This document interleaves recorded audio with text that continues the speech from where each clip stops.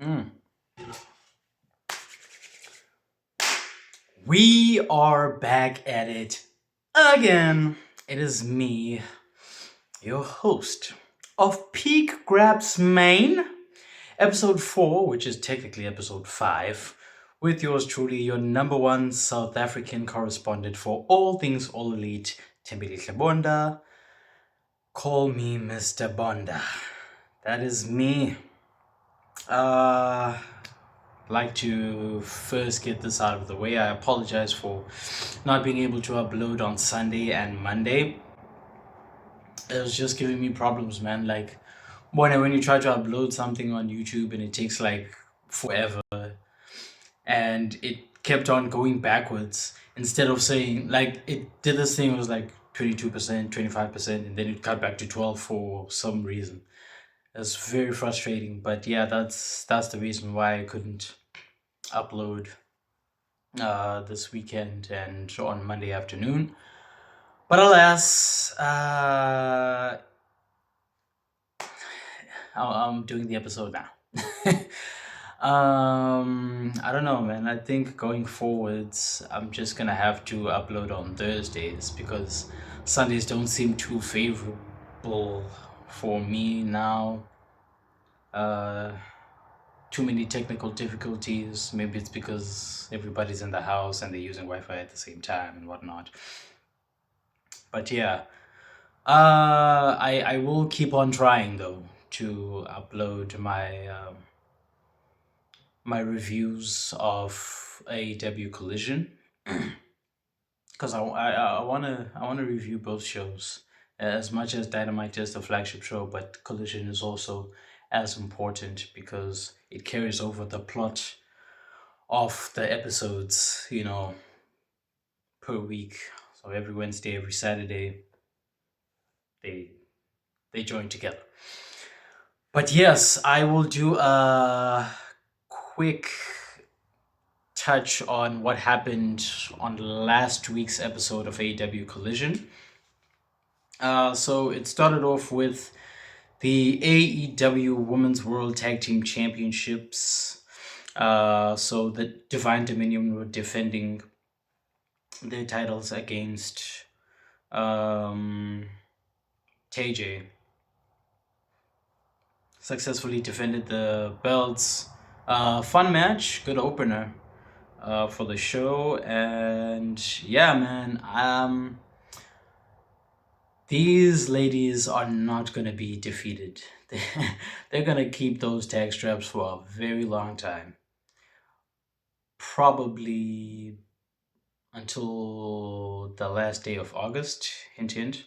As everybody has been speculating online that they are most likely going to face the Brawling Birds, so the team of Jamie Hayter and Alex Windsor,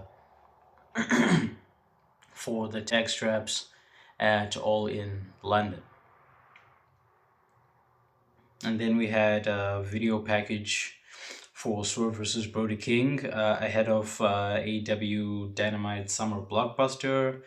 Andrade had his squash match and a segment. And I just wrote here just Andrade is a future AEW World Champion, bro. La Sombra cannot be denied. He's too good, especially this year. That's why I'm saying like he has had all hits, no misses since January of 2026. He's my wrestler of the year so far. Like I love the dude so much, bro. Like it either him or Bandito are gonna be the first Mexican AEW World Champion. So I'm fine with both options. I'm fine with either option. So yeah, I'm very excited for the rise of La Sombra. And yeah, man, I'm enjoying everything he's been doing this year. His in ring, his characters, his bravado. How is is he is modern day Latino Heat. Lots of people are comparing him. He's like Latino Shawn Michaels. He gives me like RVD vibes as well, and he's like, I know how good I am. Everybody knows how good I am. Type. I'm great at what I do. And it's only gonna get higher from here. Um, and then Tommaso Ciampa also had his squash match, and he addressed Chris Jericho. I genuinely don't care about that. And then we had Clark Connors versus Juice Robinson match. Solid bout. Clark Connors winning. He defeated Juice Robinson by the help of David Finlay, his former tag team partner. Finn Juice, man. Those guys. I used to love that team, before they went their separate ways. I was hoping that since they were in Bullet Club together at the same time, they would, reform that team and like go ahead and win the World Tag League and whatever as heels because they've done it as baby faces. It never came to pass, but yeah, uh, they're still a part of the Bullet Club lore, but just on opposite ends. And then there was a video package entailing the details for the vacant TBS Championship, Survival of the Fittest qualifiers.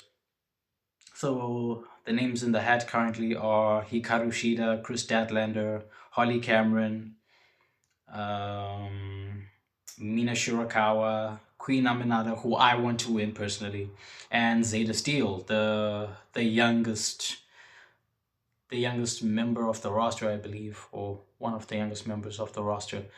She was signed, was it earlier this year or late last year? But either way, like she is a long-term investment that I see that Tony Khan is like he's building her to be the next great AEW women's star and women's world champion and future TBS champion, so on and so forth. She might even go Grand Slam and win the tag titles as well. Say with the Red Velvet, my love. I love that woman. I love Red Velvet. That's my wrestling crush. Like I'm not even ashamed to say it. Like she's yo magnifique, bro. She's perfect. Um, yeah. So her and Zeta Steel might win the tag straps together at some point as she matures and grows in her career. I'm looking forward to that. So as I said, I want Queen Aminata to be the next TBS champion in the Survival of the Fittest match that is set to take place on the 1st of July, I believe, on Dynamite. So, yeah, man. Queen Aminata is very underrated, and I want to see more of her on TV because that's a black woman doesn't play around, bro. She's 10 toes down, standing on business, ready to throw hands with anybody put in front of her. I love her tenacity. I love her confidence. She doesn't demand respect. She commands it. If she steps into the room, you're gonna look and you're gonna pay attention because the queen is here. The one and only. Yeah, I wanted to get that belt this year.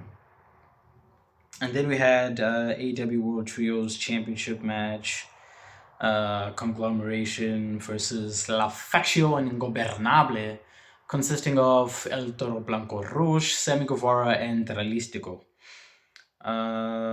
Great bout, solid tag team Graps there. Lots of back and forth, some taunting, some lucha libre, some little bit of strong style, courtesy of Roderick Strong and Kyle O'Reilly, and they managed to pick up the win. Conglomeration successfully defended the AEW World Trios Championships.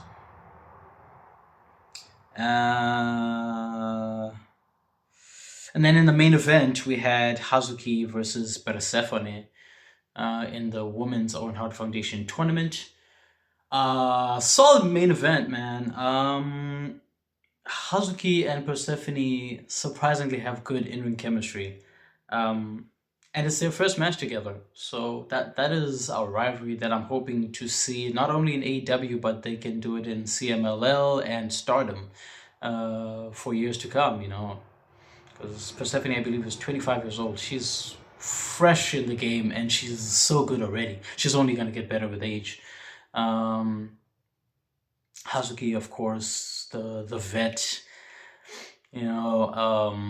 also young. She's 27, 28. And she beat Persephone to advance in the tournament. So she'll be seeing Mercedes in the semifinals, I believe, next week, Wednesday, on Dynamite. So that'll be a rematch from their first bout, which was, I believe, New Japan Strong Capital Collision.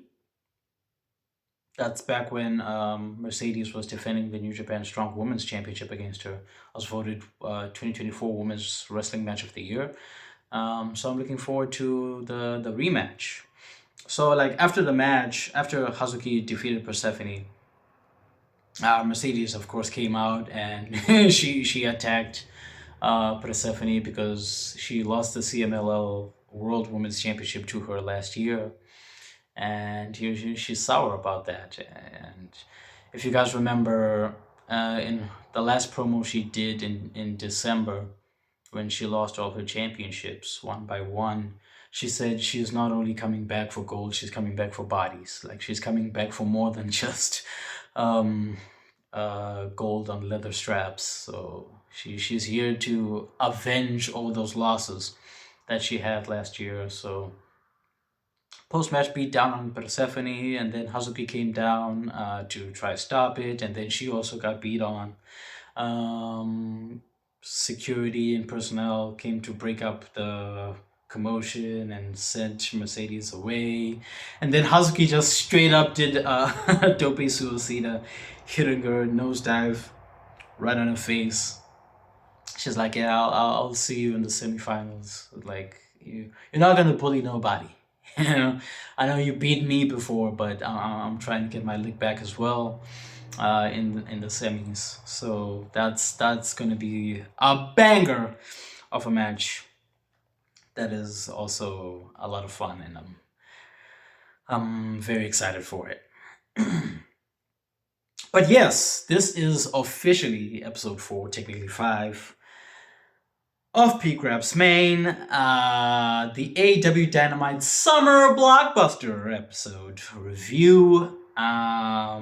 So the episode started, unfortunately, with a Chris Jericho segment. So I literally just wrote here, Jericho wastes time. He's starting his rivalry with Tommaso Ciampa, which I hope Tommaso Ciampa wins and permanently gets rid of Chris Jericho's 55-year-old ass. Yeah, I'm tired of this guy, bro. I'm tired of the nostalgia runs. I'm tired of the whole thing.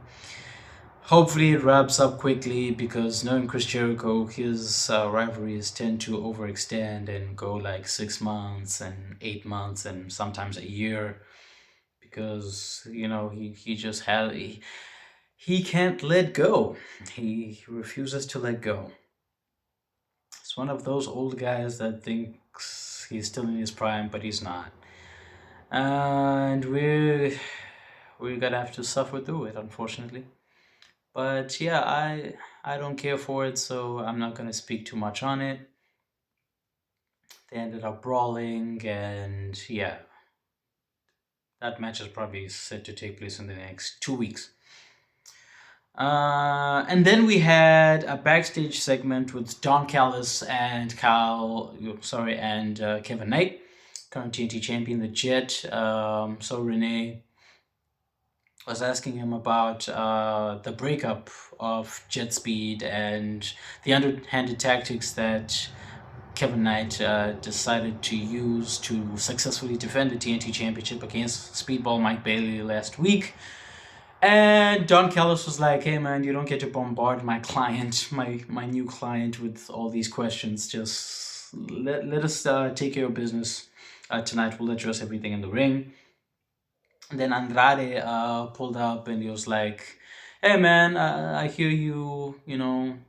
Right? You got Kevin Knight. You signed him to the Don Callis family. However, now he's talking about some like he wants to become Jet 2 belt and get another shot at the AEW World Championship. Well, he can't get it before me. He has to go back of the line. There's a hierarchy in this family, and he just arrived, so he needs to wait his turn, And besides, he already got a shot at the AEW World Championship against Darby Allin.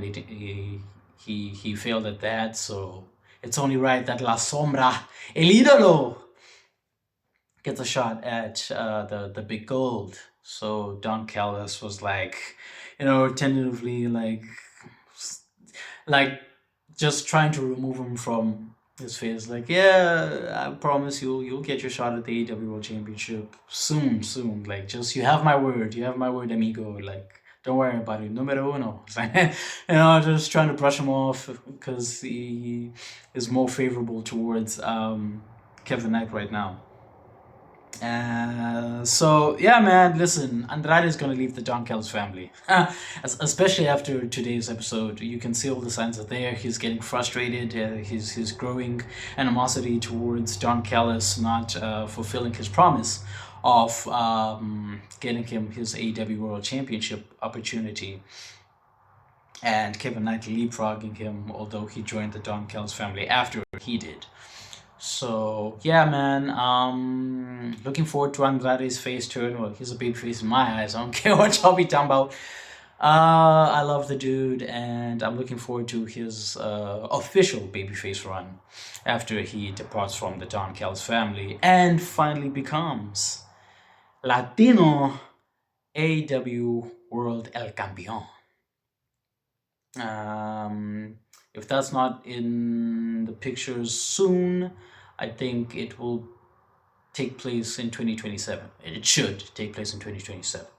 But in the meantime, between time, I'd love him to team up with another former member of the Don Callis family, which is Konosuke Takeshita, if that is in their interest. Say, for example, they face other members of the Don Callis family. Like, imagine Andrade and Konosuke Takeshita versus the Aussie Open, Kyle Fletcher and Dunksville McDavis. That would be a fantastic tag team bout, bro. That is something the world would be raving for weeks, months, years. So if we could do something like that, or maybe they chase the AEW World Tag Team Championships and get them off the other old Canadian men in Cope and Cage, that would be very lovely to me, and I hope they win. So yeah, man, that would be an exciting direction for both of them. Now as baby faces. When they, if they were to be on the same page as well, like against DCF, and also in the hunt for the AEW World Tag Team Championships as well.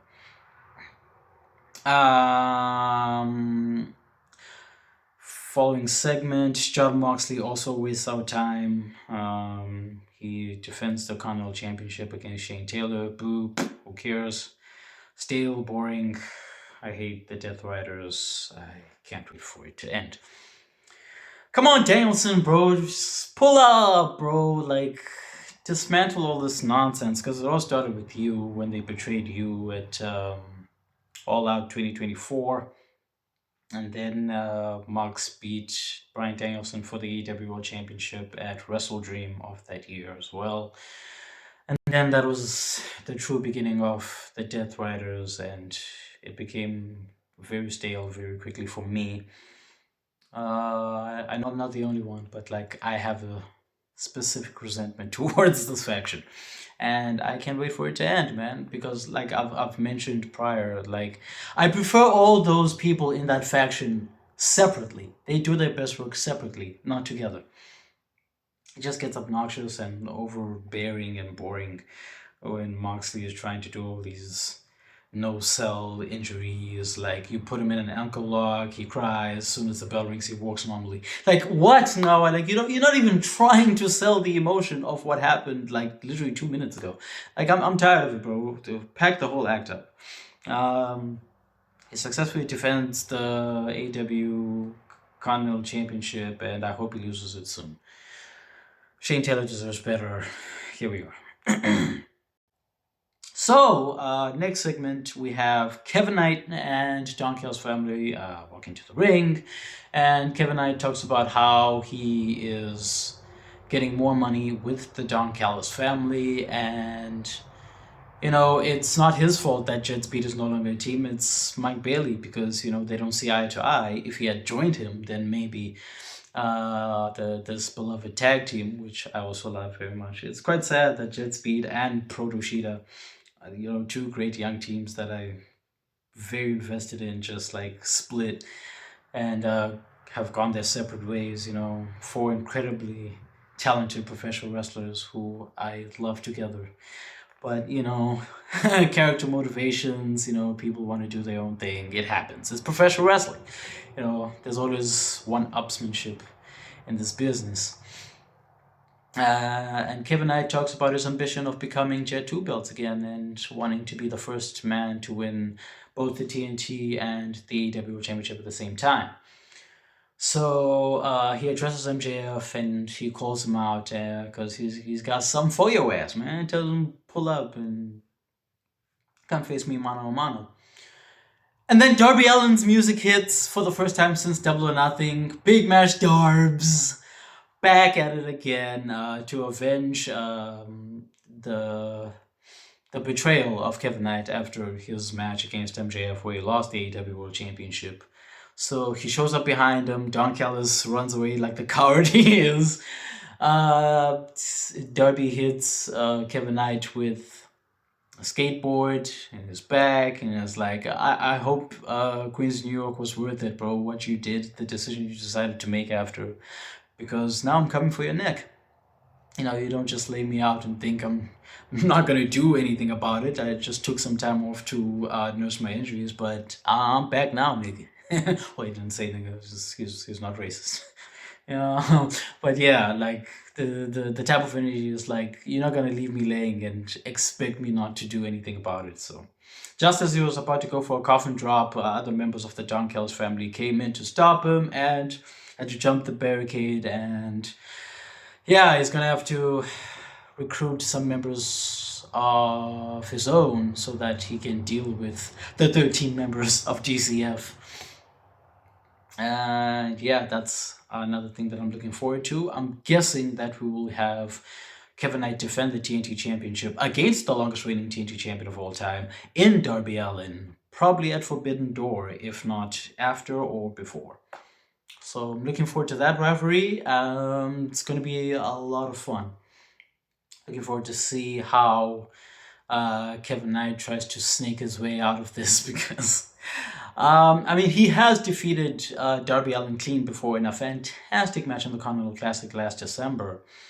And then, of course, they're now tied 1-1 because Darby Allin got his win back when he was the AEW World Champion and successfully defended it against Kevin Knight on Dynamite as well. So now that Kevin Knight is on the bad side and Darby Allin will be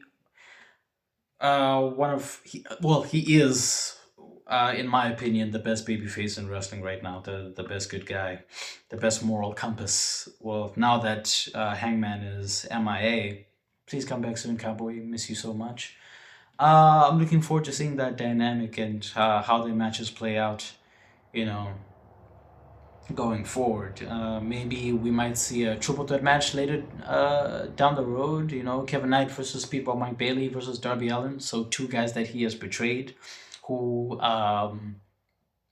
had respect for him before. So yeah, it's gonna be interesting to see where that character progression goes, and also the matches, bro.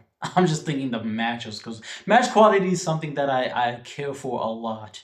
I love in ring, bro. I'm a sicko. Like, you gotta deliver when the bell rings, bro. You gotta be a hooper, bro. It's the big 26. Like if you can't deliver when the bell rings, why are you here? Get out of my face. I don't know what to tell you. I love in ring grabs. I love in ring prowess. I love all that has to do with in ring psychology. Everything that has to do between the ropes. Looking forward to how Kevin Knight like changes his style based on his current persona and how he incorporates like the moves that he's done with more aggression. I'm looking forward to see how Darby Allin interacts with this. How if there's going to be a triple threat match with him, Mike Bailey, and the Jet Kevin Knight, like how are they gonna interact with each other since they're going for the same guy? And the TNT Championship, of course, being on the line. Darby Allin being a former two-time and longest reigning TNT champion himself. Mike Bailey never having won the TNT Championship because every time he has challenged for that championship, he has been screwed over by members of the Don Callis family in the past. So that is something that it's big business, man. It's good grabs. It's peak grabs, if you will.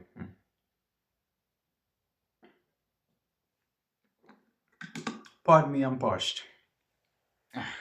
Get a bottle of water. Refresh. So after this, we had Pac versus Mark Briscoe, and a fantastic, just veteran, just throwing bombs with each other. Enjoyed this match. Started off with chops, pump kick from Pac to Mark Briscoe. There was a scoop slam on the outside, followed by the nasty plunge, bang bang. Shout out to Mick Foley. While he was distracted, Pac hit a brainbuster on the chair on the outside to Mark Briscoe. There was an elbow exchange during the commercial break. Cut back to the ring, and Mark Briscoe was going for his redneck kung fu, so his uppercuts and shote chops, followed by the exploder suplex. Had Pac up on the top rope, followed by hit him with an iconoclasm, and there's also a suplex. Um, um, Pac came back with his pump kicks and the thrust kicks, which Mark Briscoe responded with his mafia kick and tried to go to the ropes, and Pac reversed that into a German suplex. There was that suplex spot to the outside that they love to do. So Mark Briscoe was going for a suplex near the apron, and then both of them spilled out to the outside. Mark Briscoe managed to recover from that, went up the apron, hit him, Pac with a blockbuster. Um, then there was some reversal spots leading up to Mark Briscoe going for the froggy bow, which got reversed by Pac. And then Mark Briscoe was on the opposite side of the corner in the ring. And as he was charging towards Pac, Pac hits him with this overhead belly to belly towards the corner on the turnbuckle. Nasty stuff. Setting him up for a shooting star press, which he hasn't done in a while. I thought he was going for Black Arrow because that's his finish, or one of his two finishers. So he's going up to the top rope, trying to go for a shooting star press. Mark Briscoe puts his knees up, picks him up, hits him with the J Driller, goes for the cover. 1, 2, 3. Mark Briscoe defeats Pac.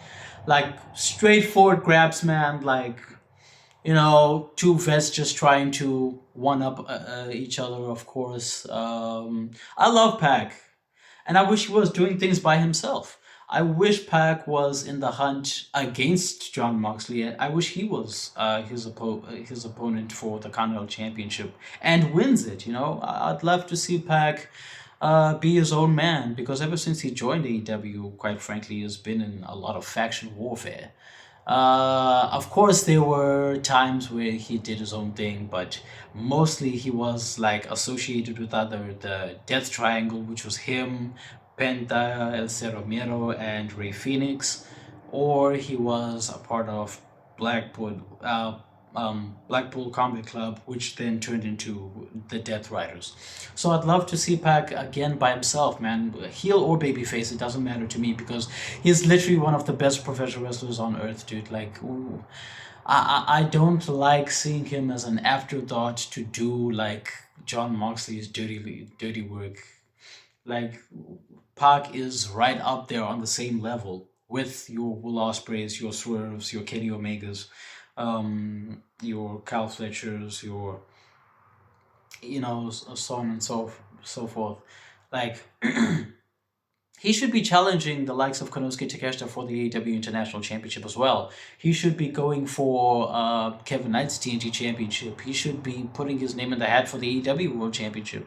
So, as long as he's in the Death Riders, we won't see him elevate his stock as well. So that's something that frustrates me as well with all this Death Rider nonsense, because all these guys are so talented and they could be doing a lot more by themselves separately than being grouped, forcing to do John Moxley's dirty work. But I digress, man. Like, maybe they'll go for the tag titles or the World Trios Championships again.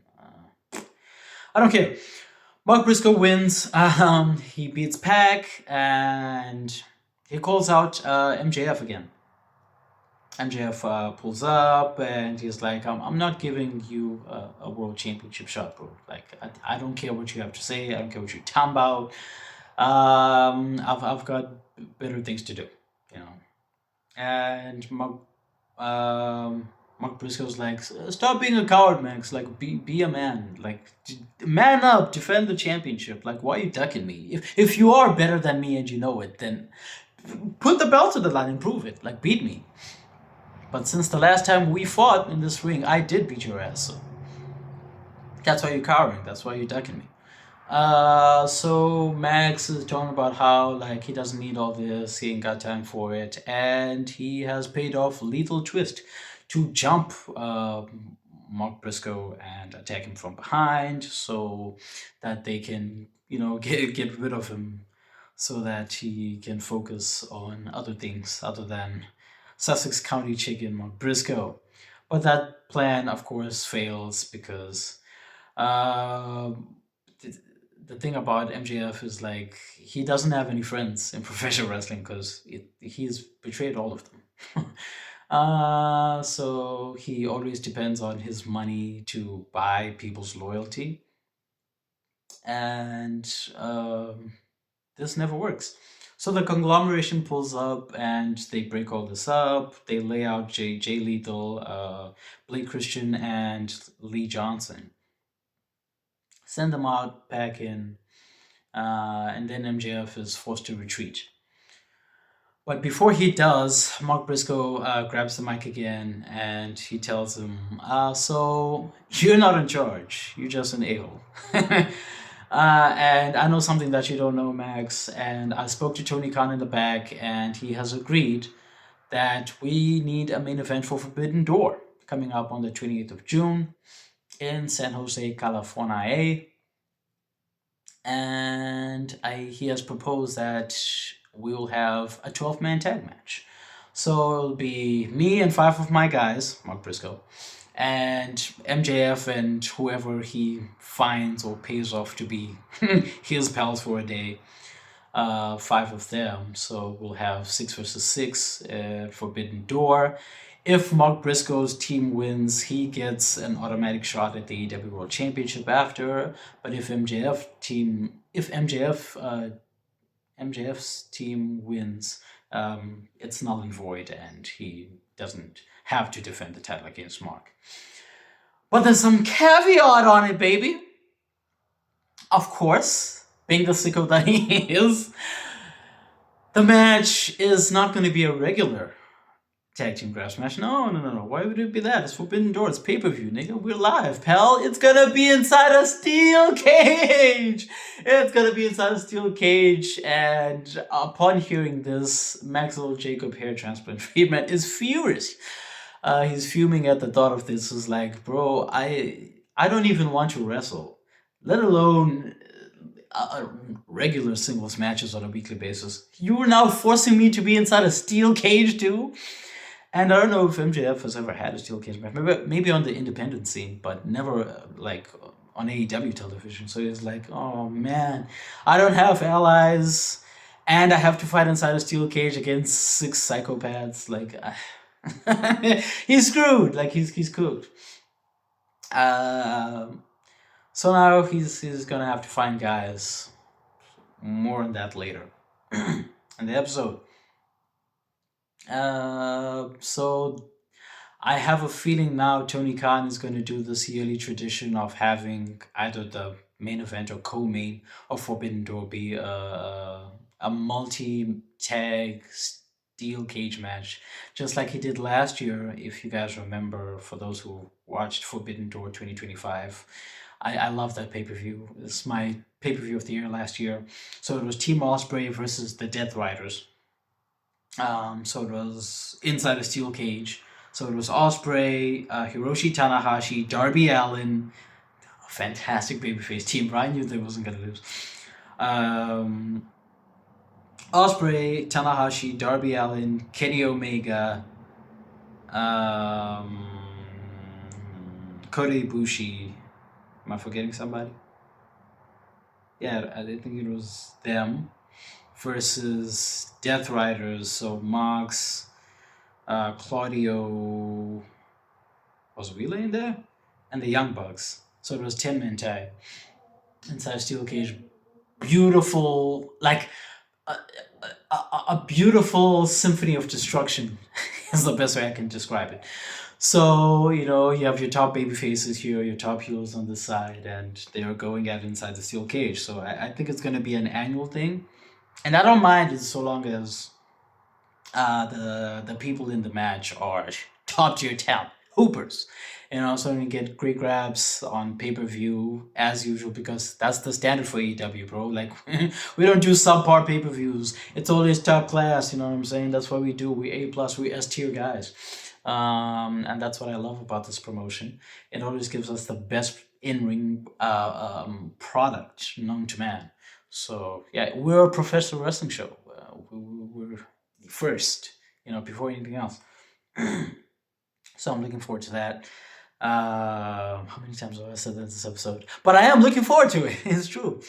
Yeah, man. Hopefully, Mark Briscoe's team wins so that he can get the shot against MJF. I know he's not going to win, and quite frankly, I don't want Mark Briscoe to win. I want Kenny Omega to be the next AEW World Champion. So yeah, so that we can like see Lise and tie up this rivalry so that we can move on to the best part machine. More on him later too. Kenneth Omega to become two-time AEW World Champion at said new pay-per-view AEW Redemption in Montreal, Quebec, Canada, in July. So after this, we had Andrade versus Orange Cassidy in a singles match. So, of course, knowing OC, started off with taunting, a little bit of back and forth, an aura off basically between him and Andrade. So Andrade has this pants rip-away spot that he loves to do to reveal his yellow trunks and black boots underneath. And Orange Cassidy did this thing where he had tearaway pants, but it's his jeans. So he tore away his jeans only to reveal that he was wearing the same pair of jeans underneath. So it's just like to mock Andrade's thing. Like it's always been Andrade's thing. His gimmick. So hit him with the snap rana. There was a drop kick. Andrade was not too pleased about this. I hit him with a knee lift. They spilled out to the outside. Orange Cassidy was trying to beat up Andrade, but Andrade managed to get out of the way with that. Took his, what do you call it? His obligatory selfie with a beautiful lady in the front row. And then Leo Rush shows up for some reason. It's like, come take a picture with me. So I was like, what the hell are you doing here, man? So he tries to take this picture with Andrade, and Andrade's like baffled by what the hell is going on. And then he also calls out Orange Cassidy to take a selfie with him. It's like, yeah, whatever, just some nonsense shenanigans on the outside. They come back in the ring. Orange Cassidy hits La Sombra with a diving lariat. As he was about to go for another DDT, Andrade reverses it to Tres Amigos. Well, he hits two of the Three Amigos, but then Orange Cassidy reverses it to a Standoff Millionaire, followed by Tope Suicida to the outside. And then he hit him with a Tornado DDT on the outside. Then a roll back inside. He hits him with another DDT. Did I get that in the wrong order? Oh no, he hits him with a DDT on the outside. And then he pulls him back to the inside. He tries to go to the top rope. Andrade reverses that, leaves him crushed in the corner. He falls. Andrade hits him with a Meteora. Goes for a near fall.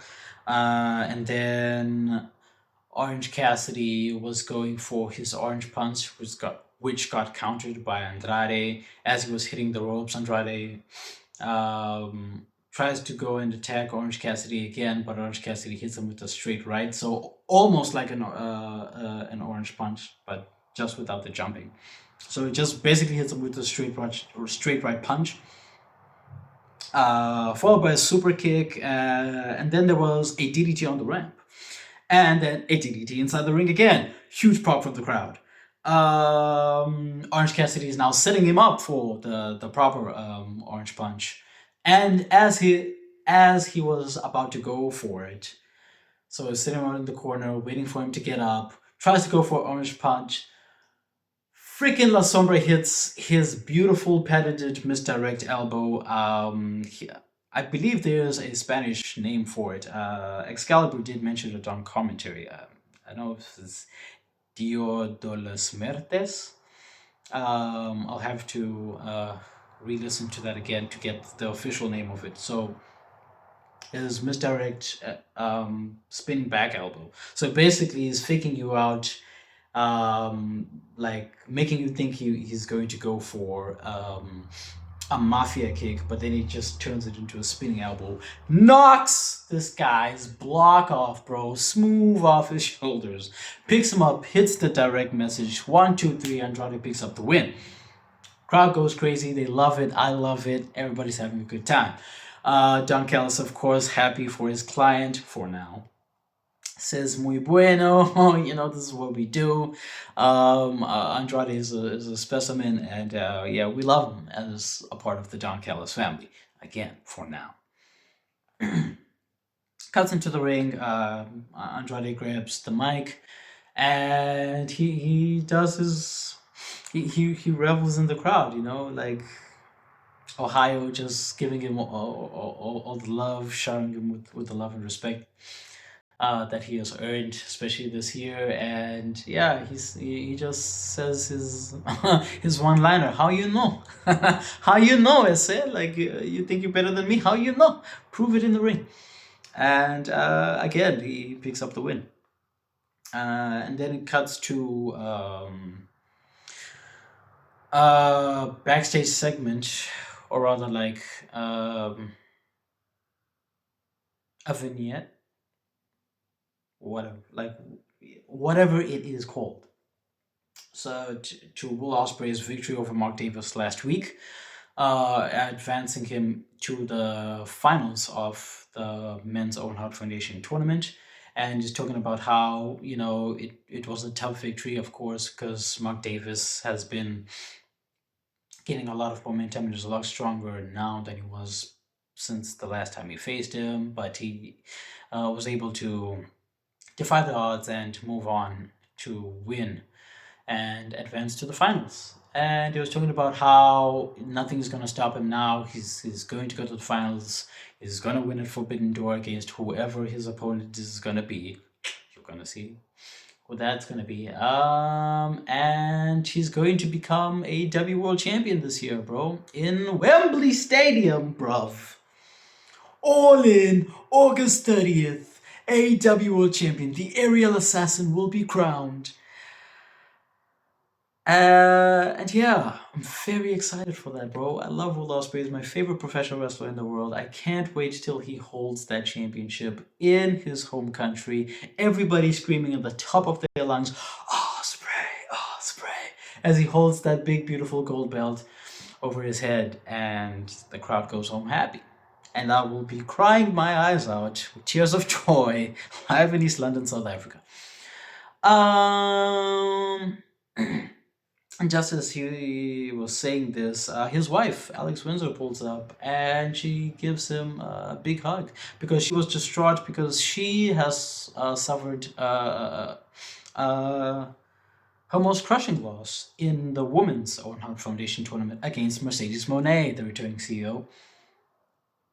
So it was this beautiful moment of Osprey having to hold the tension of being happy that he advanced in his tournament match, but also consolidating his wife that she lost in hers. So like she can't go on to the semifinals and have her dream of going for the AEW Women's World Championship. So he hugs his wife, gives her a kiss on the forehead, and it's a beautiful visual, man. It's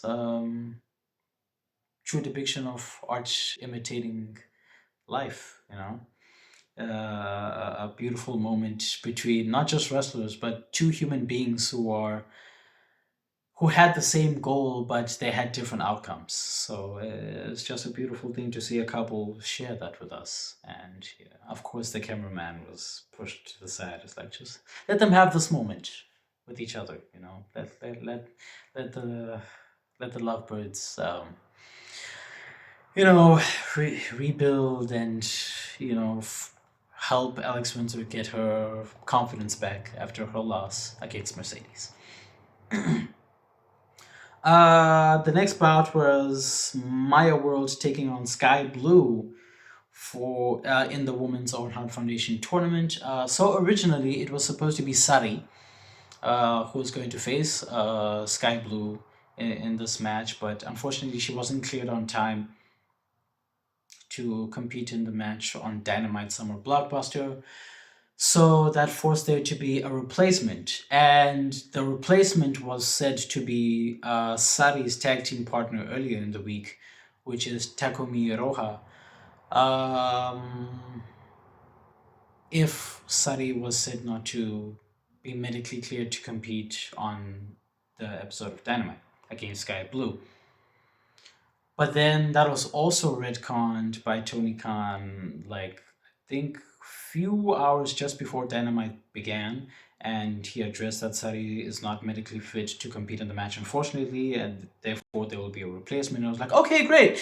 Well, it's unfortunate because I was looking forward to seeing the dream match that I've been waiting for years, which is Athena versus Sari one-on-one, after she had defeated Sky Blue. But we didn't get that, so I was like, okay, we're gonna get Takumi Roja then, which is another great dream match which I hadn't thought of.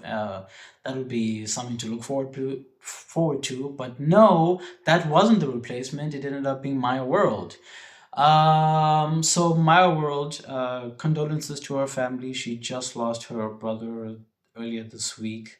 We learned, and she has been given a second chance in this tournament. If you guys remember, she lost and was eliminated by Hazuki on Collision 2 weeks back in the Women's Own Heart Foundation tournament. So now Tony Khan has gifted her as a token of appreciation for her always being ready to step up to the plate. Another opportunity to redeem herself and move on to advance by facing Sky Blue. Now, I was hoping that it was Takumi Roja because, it's Takumi Roja. She's literally like top 10 best women's wrestlers on the planet today. So baffling decision because, like, as I've mentioned, My World was already eliminated from the tournament, so it's weird to bring her in when you already had a replacement set before her name was put in the in the running. But that's okay. They had a good match with Sky Blue. A very good match actually with Sky Blue. I think it's one of Sky Blue's best singles matches this year. Haven't been a fan of like what she's been doing with Tekla and Julia. Just so that entire triangle of Manus faction, specifically Tekla. Like I don't care for Tekla at all. I don't care for Tekla at all. But I'll give Sky Blue props here. She delivered a fantastic bout with Maya World, and Maya World is just showing everybody why she is one of Athena's prize students in Graps. So, and she managed to defeat Sky Blue with a jackknife roll up, and she advances in the tournament, and she's moving on to face her senpai, her master in Athena in the semis. In a rematch from earlier this year that they had on Ring of Honor for the Ring of Honor Women's World Championship, which Maya lost. So now she's looking to redeem herself again against her minion overlord, the longest reigning, the greatest Ring of Honor Women's World Champion of all time, Athena. So that's going to be great because they always have good matches with each other because of course everything Maya knows she was taught by Athena, but I'm sure Maya has some tricks up her sleeve that she's learned along the way by herself as well. So I'm looking forward to see what she's going to do in her rematch against Athena, her master. Mm, So, video package shows up. We're building to Forbidden Door, right? And then we see Zack Sabre Jr., ZSJ, the goat of technical wrestling. In my opinion, the greatest British wrestler of all time. Sorry, Will. I love you, Will, but Zack, bro. And this is ZSJ we're talking about. ZSJ shows up. Talking about how he's demanding AEW to deliver one of its very best to him once again. If you remember Forbidden Door 2022, Zack Sabre Jr. and the inaugural Forbidden Door faced Claudio Castagnoli. And then following that, he faced Orange Cassidy in a great match. And after that, he faced Nigel McGuinness in 2025. And then this year, he's called out Kenny freaking Omega for a match at Forbidden Door. And these two haven't shared a squared circle with each other since the G1 Climax 28, which was 2018. Now they're much more mature. They're much more wiser than they were. They're much more aggressive than they were. They're legends in this business, you know what I'm saying? And this is a match that I didn't even think that we were ever going to get again. And I'm glad that it has been announced. So Zack Sabre Jr. is like saying, can Kenny Omega still prove that he is who he was before? Is he still the best bout machine? Is he still the cleaner? Is he still the Terminator? Is he still Mr. Six Star Wrestling? Well, I'll tell you what, you're about to find out. You're about to find out at Forbidden Door. We all will. So this match being added to this card has significantly made it so much better. I'm already more excited for this more than I was for Double or Nothing. Forbidden Door was my pay-per-view of the year last year. Based on the matches that are shaping up to take place on this pay-per-view as well, it's looking like it's going to be my pay-per-view of the year as well. But I'm not going to get too ahead of myself. But I'm just seeing what's happening. We're getting Kenny Omega versus Zack Sabre Jr. We might get Mercedes Moné versus Athena in the Women's Owen Hart Foundation tournament final. We're getting Will Ospreay versus question mark. More about that later in the tour and the men's Owen Hart Foundation tournament final. That brings me to the main event of AEW Dynamite Summer Blockbuster last night: Swerve Strickland versus Brody King Part 2. Now, Swerve. Dealing with Brody King, starts off with nasty heavyweight chops by Big Brody. Tries to go for a sleeper early. Swerve reverses that. Doesn't escape for long though because he gets a apron cannonball by Brody King, and then Brody King is going for his spot where he puts somebody on a chair on the outside and is going for another cannonball on them or a senton or a crossbody, depending on how he feels that day. But then Prince Nana goes in for the distraction. He stops this from happening, gives enough time for Swerve to recover, hits a leg trip. Brody King falls on the chair face first, so that also begins part of what cuts him up in his forehead early on in the match. Swerve, bro, like gets on the apron. He puts Brody King there. It's like, oh, I'm gonna give you a taste of your own medicine, but instead I'm gonna put my own flair to it. Swerve climbs on the apron, hits him with the swerve stomp on the freaking chair. Like this guy's insane. I love him. And puts him back in the ring during the commercial break. Hits a back stomp on him, followed by the gritty. Swerve is smooth, man. He's suave. He's debonair. I love him. Best black wrestler in the world. You can't tell me nothing about it. Hits the gritty, dancing on his ops grave. Doesn't get enough time to celebrate this, of course, because Brody King gets up, hits him with a scoop slam, followed by a senton. And then they're in the corner. Brody King is trying to hit Swerve with a superplex. Swerve reverses this. He gets up under it. He tries to go for a powerbomb on Brody King, but Brody King doesn't budge. And then he ends up hitting him with his version of the Cheeky Nandos, but it's a pump kick instead of a super kick. Goes for an avalanche angle slam, doesn't hit it quite correctly, tries to go for the cover, that doesn't work. Goes for a swerve stomp, hits it successfully. Tries to go for the cover, that doesn't work. They roll to the outside. Swerve is trying to go for his Tope con Hero. Is it Tope con Hero? That doesn't work. Brody King reverses it. He grabs him by the throat. He freaking gives him a choke bomb on the announce table. Ouch. Back hurts. Prince Nana backs away. Prince Nana's Swerve's manager.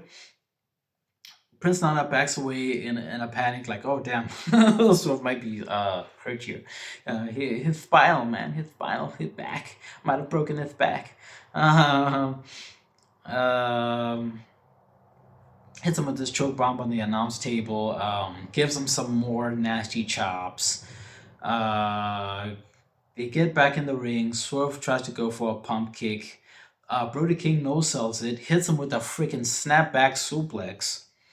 Swerve gets up and no-sells it. Hits him with a house call. Brody King gets up, hits him with a freaking burning lariat a la Kenta Kobashi. Crowd is going insane at this point. I'm going insane, but I can't be too loud because my family's sleeping. It's 4 a.m.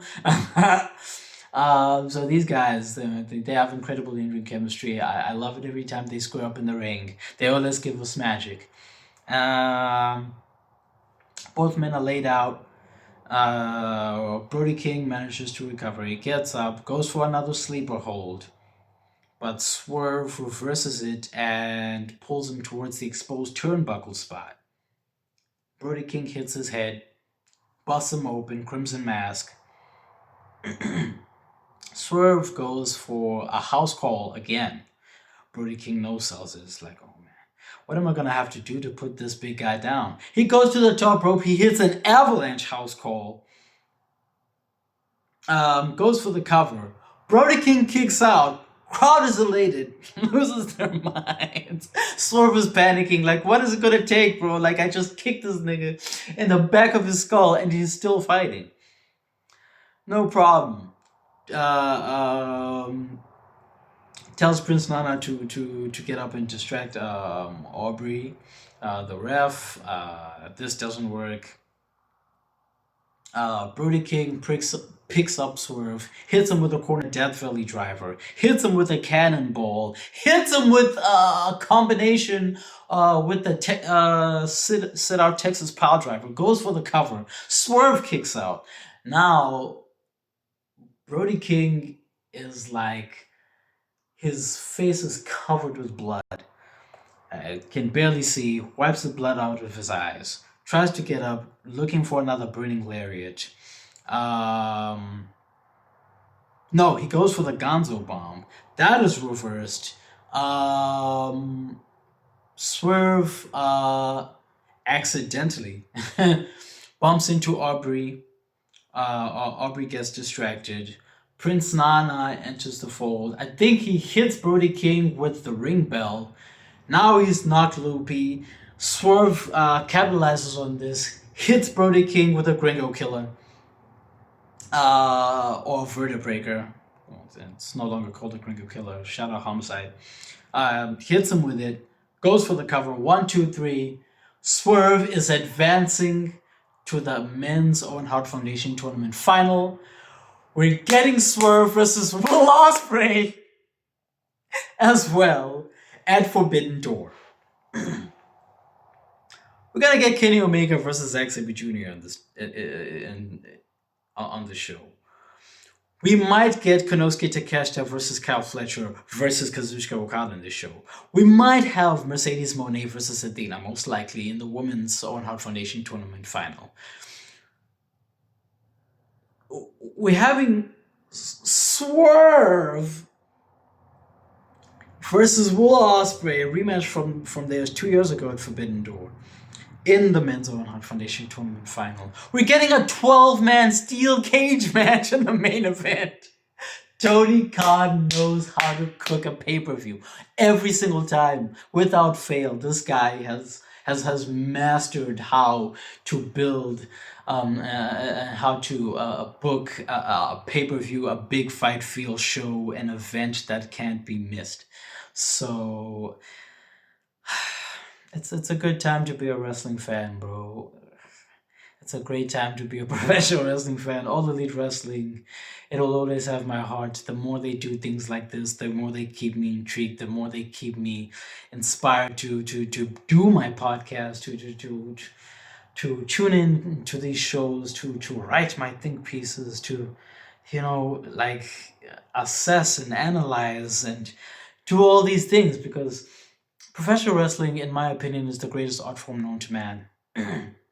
It encapsulates everything about the desire and to strive to be the best version of yourself, and sometimes you go the wrong way and you end up being the worst version of yourself, and it takes a voice of reason to bring you back.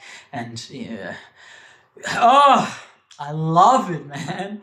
So I really enjoyed this episode of Dynamite once again. The Moxley and Jericho stuff wasn't too offensive this week, because it didn't overstay its welcome as it usually does. There was a lot of grabs. Also, there was setup for this Saturday's episode of Collision. Well, that's where Young Bucks versus the Dogs is going to take place. That's going to be a great tag team match. I believe Persephone is also gonna be fighting there in a qualifier match against Julia Hart for the vacant TBS Championship Survival of the Fittest contest.